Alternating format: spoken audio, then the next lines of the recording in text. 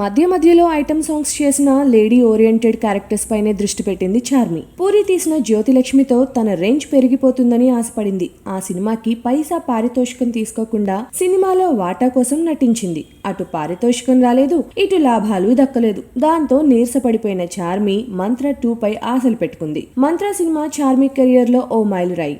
ఆ సినిమాతో తొలి నంది అవార్డుని కూడా అందుకుంది.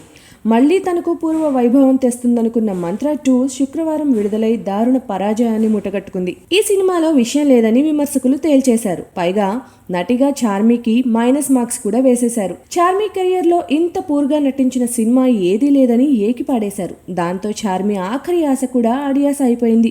ఇప్పుడు చార్మి చేతిలో సినిమాలే లేవు. పోనీ ఇదివరకట్లా ఐటమ్ సాంగ్స్ అయినా చేసుకుంటుందనుకుంటే నేను ఐటమ్ సాంగ్స్ చేయను అంటూ ఈ మధ్య ఓ భారీ స్టేట్మెంట్ కూడా ఇచ్చింది చార్మి. ఇప్పుడు మాత్రం ప్రత్యేక గీతాలు వస్తే వదులుకోదేమో. ఎందుకంటే ఏదోలా గట్టిన అయిపోవాలిగా. చార్మికి ఛార్జింగ్ ఇచ్చేది ఇప్పుడు ఐటమ్ సాంగ్స్ ఒక్కటే.